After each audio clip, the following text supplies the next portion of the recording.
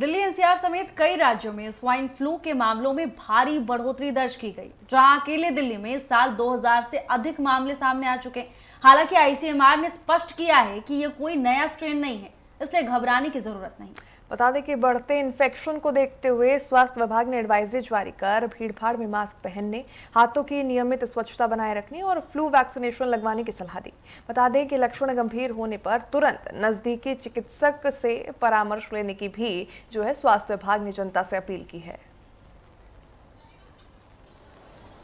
तो आपको बता दें, देश भर में लगातार स्वाइन फ्लू के मामलों में बढ़ोतरी दर्ज की गई है। अकेले राजधानी की बात करें तो 2000 से अधिक मामले सामने आए हैं, लेकिन बात ये निकलकर सामने आ रही है कि थोड़ी सी केयर करने से ये मामला संदिग्ध नहीं हो सकता है, क्योंकि ये जो वेरिएंट है वायरस का वो पुराना है, नया नहीं है। यानी इम्यूनिटी ऑलरेडी डेवलप्ड है इंडियन बॉडीज़ में, इस कारण नॉर्मल फ्लू के लक्षण नजर आएंगे। लेकिन सावधानी बरतने की ज़रूरत है। अगर भीड़ भाड़ वाले इस क्षेत्र में आप जा रहे हैं तो मास्क पहने, सैनिटाइजर का इस्तेमाल करें और किसी भी तरीके से अगर आप संक्रमण के चपेट में आते हैं तो डॉक्टर की सलाह लें। आजकल जो सीजनल फ्लू के बारे में, जो कि H1N1 स्वाइन फ्लू जो आजकल दिल्ली एनसीआर में फैला हुआ है, ये H1N1 स्वाइन फ्लू, जिसको हम स्वाइन फ्लू भी बोलते हैं, ये एक सीजनल फ्लू है जो कि रेस्पिरेटरी सिक्रेशंस के थ्रू पर्सन से एक आदमी से दूसरे आदमी में ट्रांसफ़र होता है। इसके लक्षण बहुत ही नॉन स्पेसिफिक होते हैं, जैसे बुखार आना, खांसी आना, गले में खराश। कई लोगों में इसके लक्षण इतने ट्रिवियल, इतने कम होते हैं कि उन लोगों को पता भी नहीं लगता कि उनको फ्लू हो गया, और गले से खराश होके वो ठीक हो जाता है। पर कई पेशेंट्स जिनकी इम्यूनिटी कम होती है, जैसे बच्चे हो गए 2 साल से कम उम्र के, या 60 साल से ज़्यादा सीनियर सिटीजन हो गए,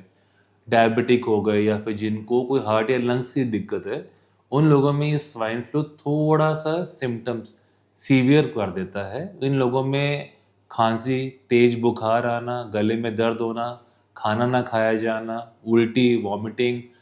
और ये सारी दिक्कतें आती हैं। और बहुत ही कम परसेंटेज, जैसे 1% या 2% लोगों में ये दिक्कत इतनी बढ़ जाती है कि इनको हॉस्पिटलाइजेशन की भी जरूरत पड़ती है। इस स्वाइन फ्लू के लक्षण से बचने के लिए सबसे ज़्यादा जरूरी है कि भीड़ भड़क वाली जगह पे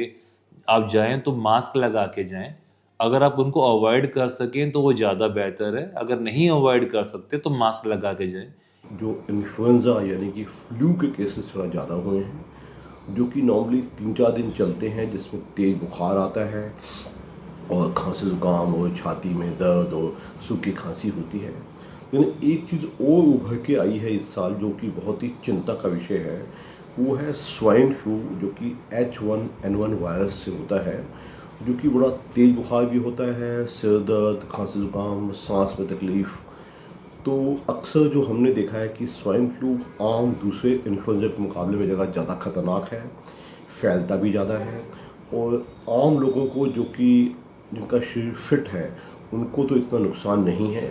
लेकिन छोटे बच्चे जो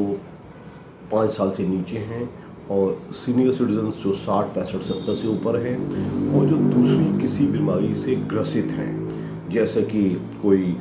दिल का फेलियर या कोई क्रोनिक किडनी डिसीज़, COPD, कोई कैंसर सर्वाइवर, कोई HIV का पेशेंट, कोई इम्यून डिफिशिएंसी का पेशेंट, इन लोगों में ज़रा खतरा ज़्यादा होता है और हताश होने का डर भी रहता है। तो इन लोगों को हम कहते हैं कि आप सेकंड डे तक अगर आपका बुखार ना उतरे, 103-4 चलता रहे, तो आप